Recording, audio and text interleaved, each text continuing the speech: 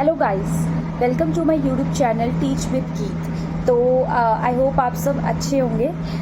तो आज में हमारा टॉपिक है यानी कि RTE एक्ट 2009 यानी कि RTE एक्ट 2009 के बारे में हम बात करेंगे, जिसके तहत गवर्नमेंट ने क्या क्या प्रोविजंस रखे हैं और क्या क्या फैसिलिटीज़ दी हैं और किन के लिए, कौन से बच्चों के लिए क्या क्या, किस कैटेगरी के बच्चों के लिए क्या क्या फैसिलिटीज़ हैं, उसके बारे में हम बात करेंगे। चलिए स्टार्ट करते हैं। तो सबसे पहले जो RTE एक्ट है ये कब आया? ये आया था 2009 में।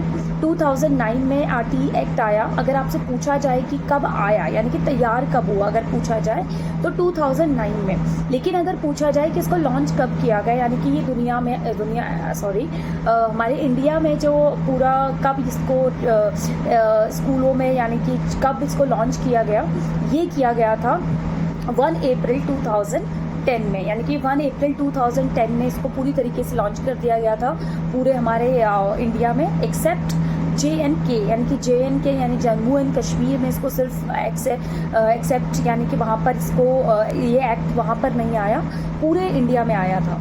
ओके, अगर अब आपसे पूछा जाए, आपसे काफ़ी क्वेश्चंस पूछे जाते हैं इससे रिलेटेड, स्पेशली जितने भी टेट्स एग्ज़ाम्स होते हैं वहाँ पर ये क्वेश्चंस काफ़ी पूछे जाते हैं, जिसमें अगर पूछा जाए कि अमेंडमेंट कौन से अमेंडमेंट था ये, तो सबसे ये कौन सा अमेंडमेंट था? 86 अमेंडमेंट था इंडिया का। 86 अमेंडमेंट पे ये बात की गई आर्टिकल 21A में।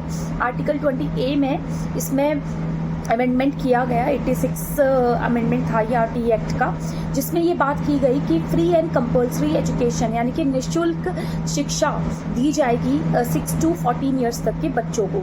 ये 2009 में आया, ठीक है, 2010 में लॉन्च हो चुका था।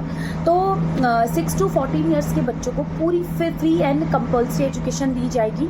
और अगर पूछा जाए कि जो भी डिसेबल्ड बच्चे हैं उनके लिए क्या प्रावधान है, तो उनके लिए ये प्रावधान है कि 6 to 18 ईयर्स तक के, इसमें 6 to 18 ईयर्स तक के बच्चों को फ्री एंड कंपल्सरी एजुकेशन दी जाएगी जो डिसेबल्ड बच्चे हैं। ओके, लेकिन अगर नॉर्मल बच्चे की बात किया जाए तो 6 to 14 ईयर्स। ओके, इतना आप याद रखिएगा, इसको नोट डाउन कर लीजिएगा क्योंकि ये ज़रूर क्वेश्चन पूछे जाते हैं मोस्टली CTET में। तो स्पेशली CTET में हो गया या फिर जितने भी HTET होता है तो इसमें काफ़ी क्वेश्चन पूछे जाते हैं। इवन रीट में भी ये क्वेश्चन पूछा गया था। तो अगर पूछा जाए इसमें जो कुछ इसमें ये बात किया गया कि जो बच्चे होंगे वो होमोजीनियस एज वाइज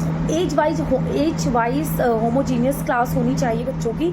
और पूरी जो भी एडमिशन के टाइम पे कुछ प्रोविजंस भी इसमें मेंशन है, यानी कि जो भी निषेध पूछा जाए तो निषेध भी इसमें मेंशन है कि कोई भी कॉर्पोरल पनिशमेंट नहीं दी जाएगी बच्चों को। इस एक्ट के तहत कोई भी कॉर्पोरल पनिशमेंट देना बिल्कुल बैन कर दिया गया स्कूलों में, कि कोई भी बच्चों को कॉर्पोरल यानी कि कोई भी पनिशमेंट, कोई भी जैसे मुर्गा मुर्गी बनाना, वो सब नहीं दे सकते आप बच्चों को।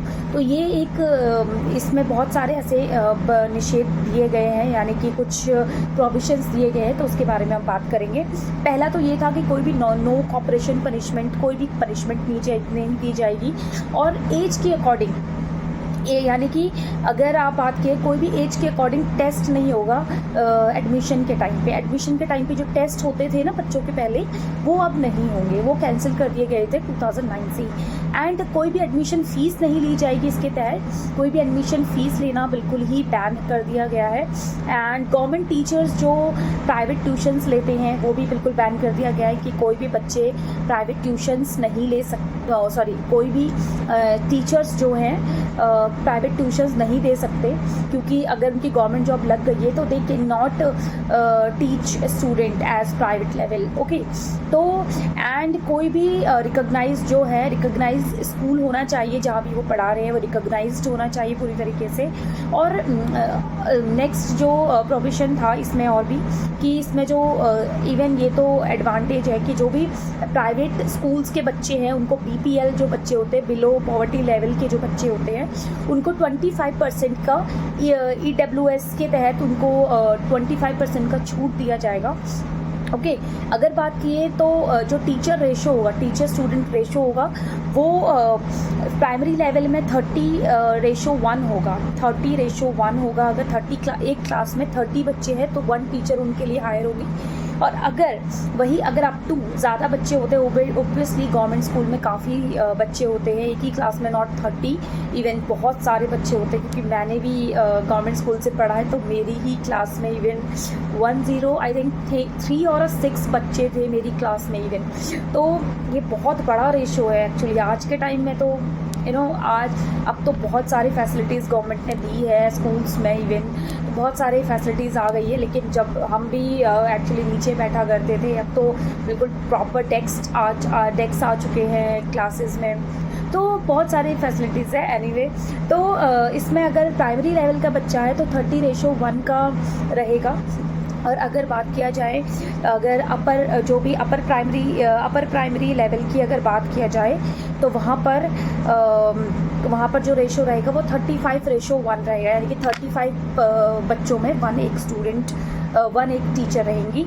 ओके, या और अगर बात किया जाए, अगर 60 बच्चे हैं तो 2 टीचर, 90 बच्चे तो 3 टीचर, और अगर उससे ज़्यादा है तो फिर प्रिंसिपल भी आ जाती हैं।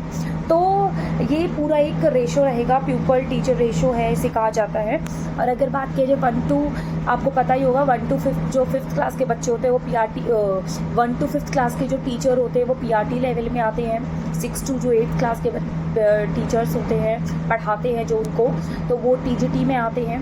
और जो 9th 10th 11th 12th के हैं वो सब, या 6 to 10th क्लास के जो बच्चे हैं वो सब आते हैं TGT में। और अगर PGT की बात करें तो 11th 12th PGT को पढ़ाते हैं। तो सेम यही है, 9 to 10th बच्चे जो है 9 to 10th के सेकेंडरी क्लास में कहलाते हैं वो, ठीक है। तो यही है, ये पूरा RT एक्ट में ये सारी बातें की गई है। अगर 1st to 5th क्लास के बच्चों की बात करें तो वहाँ पे कम से कम 800 आवर्स पढ़ाया जाएगा पूरे एक वर्ष में, यानी कि पूरे एक साल में 800 आवर्स की पढ़ाई होनी चाहिए।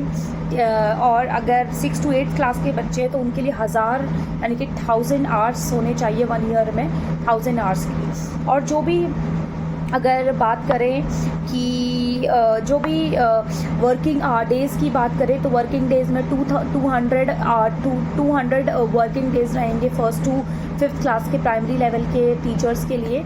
और 6 to 8th क्लास के जो टीचर्स होंगे उनके लिए रहेंगे 220 वर्किंग डेज़ रहेंगे, जो भी 6 to 8th क्लास के बच्चे होते हैं। तो ये पूरा एक RT एक्ट दिया गया है 2009 में, जिसमें ये सारी बातें की गई है, विच इज़ वेरी इंपॉर्टेंट।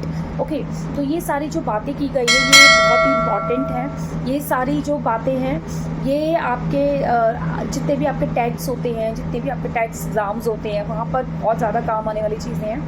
तो आई होप आपको ये वीडियो पसंद आए हो। थोड़ा सा लास्ट में बोरिंग हो गया तो, लेकिन अगर आपको ये वीडियो पसंद आए तो please like share and subscribe करना मत भूलिएगा। Thank you so much guys.